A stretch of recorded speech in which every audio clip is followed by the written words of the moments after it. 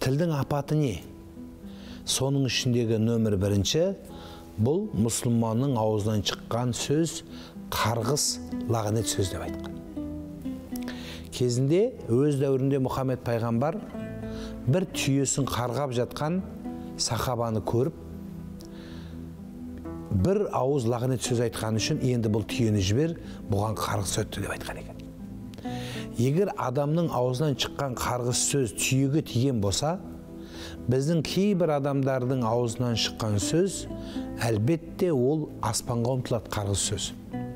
Аспан сондай бір рақымдық мекені, оған есік жабылады. Ол қарғыс сөз жерге ұмтылады, жердің есігі жабылады. Сонда бұл қарғыс айтылған адамға барады. Егер ол айтылған адам оған лайықсыз болса, сол қарғысқа онда айтқан адамға барады. Содан қалған аталарымыздан нақыл бар. Жүйелі қарғыс жүйе табады, жүйе таппаса ие табады дейді. Бұл қарғыс, лағнет жалпы руханиятымызда тек қана шайтанды ғана лағнеттеуге болады. Қалған қандай күнә істесін, қандай жаман адам болсын, лағнет сөз оған жүрмейді.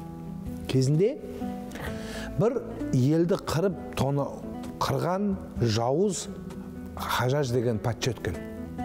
Хаджаж Юсуф ас-Сақафи деп тарихта аталған. Сонда адамдардың барлығы оған қарғыс соққан екен, өлсін деп. Түгел халық болып. Сонда ғұламалар айтты дейді, сендердің қарғыстарың оның істеген жамандылығынан асса, онда жауап бересіңдер қарғыстарыңа деп айтылған екен.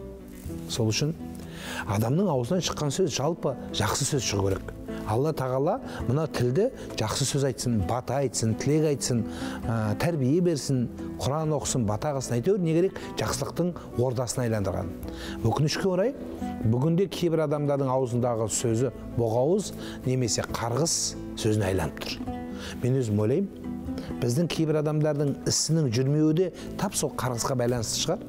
Кезінде Омарға біреу келіп, менің балам жаман болды дегенде, балаңды қарғап берді кішкентай кезінде дегенде, иә, сол тілегің қабыл болған деген. Әсіресе бұл әкелерге қатысты деп айтар едім. Ананың қарғысы боқ деп қоямыз ғой, бірақ сөйтсе де ананың да сөзі сарапталу керек. Періште аумин деп жіберсе, ол аумин дейтін анық. Онда көктемегір, өспегір, өліп қағыр, атаңа нәлет деген сөздер, бұл атаңа лағнет деген сөз ғой, енді қандай бір ауыр сөздер. Сол тілегіңіз қабыл болып кетсе, басыңызға қайғы келеді. Бұл қайғы және тез келеді. Тез келеді. Бұның өкініші бұл дүниеде тәуба қылумен жабылмайды екен, бұл орындалмайынша. Өзі адамның 3-4 күнә бар, адам бұл дүниеде жазасын көреді оның. Соның біреуі әке-шешені ренжіту, біреудің ар-намысын таптау, және қарғыс. Қарғыстың орындалмайынша бұл дүниеден шықпайды адам. Сондықтан сол қарғысқа өзіміз кіріптар болып қалмас үшін сөзді сараптап сөйлеп, соның ішінде осы қарғыс сөздерден алыс болу керек. Өйткені қарғыс бұл адамның аузынан шыққан боғауыздан, білмеймін, жер бетінен ең лас сөзден жаман болған сөз болады. Неге? Өйткені мына жағы аруақ қозғалады, атаңа нәлет дегенсе, атамыздың қазақ айтпақшы сүйегі қурап, рухы кеткен аруақты қайтып айналдырып келіп, қарғау бұл қаншалықты ауыр күнә. Тіпті балаға ойнап айтатындар бар. Ойнап балаға қалжыңдап да осындай сөз айтатын бар. Бұның да үлкен күнә екенін көп адам біле бермейді. Алла тағала сол жерде тұрған періштелер әумин десе, сіздің ісіңіз, берекеңіз, құтыңыз қашады. Сол өлген ата-бабаның аруағы мен саған не істедім деп айтады. Менің не кінәм бар дейді. Неге? Өйткені ол баланың кінәсі жоқ еді. Енді өзіңіз ойлаңызшы. Шақалақ кішкентай балаға сіз қарғыс оқысаңыз, сәби бала, періште әумин деді. Бала бұзақы болып жаман халге түсті. Кім кінәлі? Кінәні біз біреуден іздейміз. Сөйтсек, ең жақсы адам өзінен іздеу керек екен.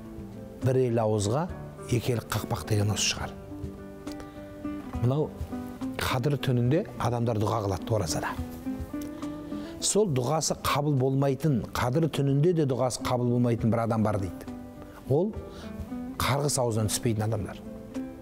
Екі сөздің бір сөзі боғауыз немесе қарғысқа айланып баратыр. Ауыздың, қазақ айтады, тәтті ауыздың дәмі кетті дейді. Тап осы оқиға айтылған. Сондықтан ардақты аналар, ардақты әкелер, жалпы құрметті қауым, ауыз қарғыстың мекені емес. Ауыз жақсылықтың, тілектің мекені. Сол үшін шығар біздің көреген ата әжелеріміз тұқымың жайылғыр, адам болғыр, патша болғыр деп сөйлейді. Мұсылмандардың бір қыбыласы саналған Меккеден имамы бірнеше болады. Соның біреуі Махир деген бір имам бар екен. Одан сұрайды, сіз өлі Меккенің халқынан емессіз тұрғылықты. Қалайша бұл жерге имам болып қалдың дегенде, мені кішкентай кезімде анам Меккенің имамы болғыр деп қарғайды екен. Меккенің имамы болғыр деп қарғайды екен. Сонда сіз қалай имам болдың дегенде, анамның қарғысымен болдым деп жауап берген. Анаңыз қарғаса, имам боласыз, анаңыз қарғаса, патша боласыз, анаңыз қарғаса, бордай тазасын деген сөз болады. Сондықтан қарғыс алмай алғыс ал деген осы шығар. Алғысты болыңыздар.